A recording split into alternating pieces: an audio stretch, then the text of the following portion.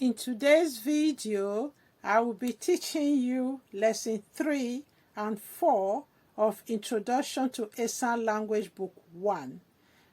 Lesson 3 is based on domestic animals, while lesson 4 is on things that are found in the market.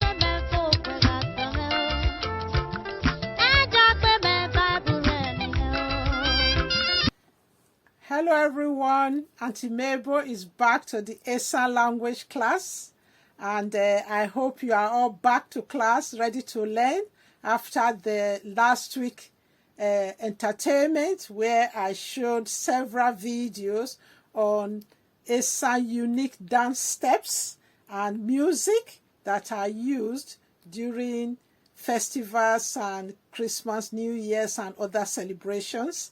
And if you don't know what I'm talking about, just go and check out the 4 videos that I did back to back. That was a treat for this class that we did last week. So go and check that out. And I know you enjoyed them. And prior to that, we started the new structure on using the Sir Odiagbe's book on Introduction to Esan Language Book 1. And so we have already done lesson 1 and 2. So those of you who are new to the class, so you can go back and check out the video prior to the dance and music video of last week. So you see lesson 1 and 2 there. So today we are going to be doing lesson 3 and 4. So yeah, I hope you are all ready to learn with your books and with your notebooks. So let's go on to our usual book where we are going to do today's lesson. So the lesson 3 is Iluemi Ea. Elame Uwa. That's Elamuwa. So when I say together, it's Elamuwa, which means domestic animals. So the first one here is Ewe. Ewe is goat. So obviously you can see there is common. Ewe is goat. And there's one more that is not here, is sheep. Sheep is Ohwa. And Ohoho is chicken or hen. Down the next page, we will see the male part of chicken, which is Okpa, which is the cockerel. So then here you have Awa, which is dog. Izogwo. So Izogwo. I know some people used to say Izogwo, but here you say Izagwa. La Ekpeye, but I grew up calling it Ekpeye. I actually like that name for duck, to be honest with you. I think the way duck kind of move with kind of special style of movement, I think I just feel that Ekpeye kind of matches the style of movement of the duck. I know most of you that grew up in diaspora might not see duck that are traditionally rare on the ground, that are not rare in the pond. I know the first time my children went to Nigeria and they saw and they saw duck that were just roaming around like chicken in the street or on the compound. They were kind of surprised. So I think it's kind of should be a different species of a duck which are predominantly reared on the ground rather than ponds. But they do still find a fine puddle of water. They still puddle around on the water, but that's the kind of Izogwo that we use up, the kind of duck we grew up getting used to. We're used to when we're growing up. Then the other one, Okpa, is what I told you, which is the cockerel or the cock. So that is the male version of the hen. Onogbo is a cat. You can miss it there. Then Emena is the cow. Imenu is actually the most commonly found cows. Whereas Emena is the traditional one. So the different species of cow that we used to have when I was growing up. I know those days people used to prefer this Emena to Imenu. Imenu is the common cow we see everywhere now. I'm sure in Britain probably they have the different species of cows as well, special breed of different cows. Yeah, I hope that makes sense there. So that's a very sweet and short lesson. So that's why I'm going to be combining it with lesson 4 in this video, rather than having such a very short video to one lesson. I must say here that the author did say that he expects more people. Obviously, if I was using this in a class setting, I could have been able to ask the class and say, what are the other domestic animals you know of? So they will be able to share. So what I will be telling you, class, is those of you who grew up in either in any part of the diaspora, in any cities in Nigeria, I know you guys are having exotic pets now. Things like hamster, things like, what can I think of now? Some people even start having, another animal that we used to have back home in Nigeria a lot, which is mainly for pet purpose, not eating, is parrot. So I know here people have different species. In the UK, people have a lot of different species of birds that they rear, they keep in their, as pets in their homes. They have other different types of pets. So please let me know all the other domestic animals that are common to where you are living at the moment. So whether you have it or you've read about them in the book or not. So that is the test as usual, class. This is Edame, that is test 3, and Bati Ena, it means what are these called. So this is part now. If you have the book already, this is the part where you will try and answer those questions and see if you remember them. So remember, this book was structured for class lessons back home. So those are your homework. Try and practice, then look at the photos and see if you remember the names after you have learned the first how to pronounce them. Then the next lesson today is lesson 4, which is Ilwemi Ene. Ene is 4 in Esan. Things found in the market. So this is Eba Miewi Eki. Eba Mieweki. So I'll say it quickly and together. Eba Mieweki. Eba Miewi Eki. Eki is market. So Eba Mieweki is things found in the market. So obviously some of these things I've mentioned them quickly. Ewu is a shirt, or la ewegbe. Like I told you guys before, like mostly people from Irua and other part of Esan will say ewegbe, while those from Ekpoma or the environs will say ehu. So that is the shirt. Then utanawe, that is the trouser, utanawe. So remember when we learned the parts of the body part of a human body in lesson 1. So awe is leg. So utanawe is just telling you that's the trousers you wear or cloth you wear on the legs. So it's utanawe is trousers. Ehu is shirt. Ewegbe is the same thing, or la ewegbe, depending on the part of Esan you are from. And for a woman, ewegbe also still mean a dress or a blouse. So just to throw that in there. Then, so it's a unisex name. Ewegbe can be a top or a blouse or a dress for a lady. Ukberu is the hat or cap or anything, a precise hair tie. So that's ukberu. For a woman, I'll just add it here. Ugbaneto is the hair tie. So scarf that we usually tie around the head for the woman is ugbaneto. While ukberu could be it could be a cap for a man or a hat. All of them are called ukberu.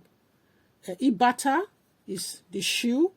So it could be slippers or any kind of shoe. It's all ibata. But sometimes you hear somebody these days will just say you, if you want to say slippers, they will just say, most people will usually say slippers. Hey, slippers in Mary. So some of all those things like give me slippers there, give me the slippers there. So ibata is all kinds of shoes. Then the next page here, we have Ekpa. So usually it's very common that when you go to the market, you can either carry a proper bag, a handbag, or if you're a man, you might need to carry a sachet like this to keep all the money, or for you to keep your own money to buy something. Then Ekhara is an umbrella, because back home, because of the sun and rain, sometimes, you know, market, I don't know, the kind of market we were used to is like when you still go to street market in a diaspora, and I'm not sure of other, there, even in the cities, you can see, if you watch movie or photos of things going on in Lagos or Abuja, you see that most especially when you're carrying a baby, you want to have an umbrella even when the sun is shining. Or some people might have their own store and still need an umbrella. So umbrella is a very popular part of any market in Nigeria. Then keke is a bicycle. Those days, it was very popular for a lot of people to ride bicycle to the market or use it to carry their wares. So obviously the carry at the back here, people will use it to usually tie bags and basins of yam, cassava, gari to the market. If you don't have a big lump of things to carry, for example. So most people carry things on their head, as you must have seen in Nigerian movies and Esan movies as well. So Ikeke was very popular, but it's less used now. Most people tend to use a motorcycle, which they popularly called Okada in all over most part of Nigeria, especially in Edo State or Esan, where we come from. So people use Okada now, which motorcycle, basically they tend to use it for transport. People will still carry their shopping and hop on the back of Okada. So if that makes sense. So those of you who haven't been to Esan or been to Nigeria, that might be, I'm sure you must have seen movies around that. Ego, obviously, is a popular part of the marketplace because you use it to buy and sell in the market. So that's the end of lesson 4. So you can see why I decided to combine these two lessons together today, because it's very short, and there's more things. Obviously, in the comment section, let me know what you think about this, and I'm sure you must be able to have more names of things that are found in the market. So please note here, we are not talking of the foodstuffs and things you sell in the market right now, because that would be a long list of things, and different things we might come across them later on, because obviously in the many years ago, when some of all these Esan books were written, most of the food stuff that people will sell in the market will usually be their harvest from the farm. So when we are talking of things in the farm, we are going to likely come across the food stuff that are likely to be sold in the market. So at this time, we are just talking of the general things, other things that are likely to be found in the market. Yeah, I hope that makes sense. Yeah, so, and that is your homework as usual. You really try and complete this homework so you remember these things when we start writing sentences and word formation down the other chapters towards the end of this book. So you already know these basics. Yeah. I hope that makes sense in today's lesson. So please, you can let us know in the comment section. I've kind of making note there. I know the domestic animal, those of you in diaspora, you can start putting your own domestic animals you know of pets. I know these days some people even have snakes as pet, but those were not something that were used as pet, that are still used as pet as far as I know in Esan land. Snakes, people see snakes and run away. So because most of the snakes back in the hot climate are poisonous snakes, not the ones people keep as pets. So these are the domestic animals people generally will keep around the house, like I already mentioned before. So I hope that really makes sense to everyone. So please, like I said, let us know in the comment section if you want to add other things. Yeah. I hope you enjoyed those lessons and the lesson 3 and 4. So you've learned some new things today in Esan language. Actually, I must say I'm really enjoying teaching these lessons because it's reminding me of some of the terms like Ekpoma, like the name for the duck, and some other things that I haven't even thought of for a long time, like Emena, like that particular species of cows. So it's really nice, and I just hope that you are learning as much as you can. And obviously there are some domestic animals that you might be aware of, or especially pets, because people keep so much exotic pets these days, and there could have even some animals that you remember. For example, I just realized I didn't say the male species of the sheep and the goat. So please tell us in the comment section what is the male version of goat and sheep called in Esan language. And I know some of you, this language is new to you. I'm sure definitely you must be speaking it, to learning it, to be able to speak it to your spouse or to your mom or your dad or auntie or uncle or any or siblings. So, and you must have somebody in your life that obviously speak this language. So some of these version of the, like for example, the male goat and the male sheep, you should be able to ask such people, so that you also tease them, you also kind of test them or let them know that you're learning this language, and to be able to support you, even if they can't spell it properly. Just write it in the comment section so that we can keep the conversation going. So on that note, class, as usual, I will say Wabulu for all your comments, and Wabulu for all those of you who are have subscribed. We are growing, and I know that we will get there, and we'll keep getting more people to join this class. And also Wabulu for those who are sharing these videos. So please continue to give it the thumbs up, the like button. Put your notification bell on as usual, so that you'll be notified when we upload videos, new videos. So keep leaving comments in the comment section, and just keep doing what you have to do. So on that note, class, I'm going to say Wabulu Elena. Elena is today. So I'm going to, from time to time, be throwing new words out there for you. So if you can't really write it, just like I said, keep writing in the comment section, and I will always endeavor, and other people already write this and will write it correctly for you. Don't care whether you can write it correctly or not. Some of you are already trying. So I'm really proud of you. Those of you are making effort to try and write some words there. So on that note, class, wa kimboe, wa kimboe, wa bulu, class, wa kimboe.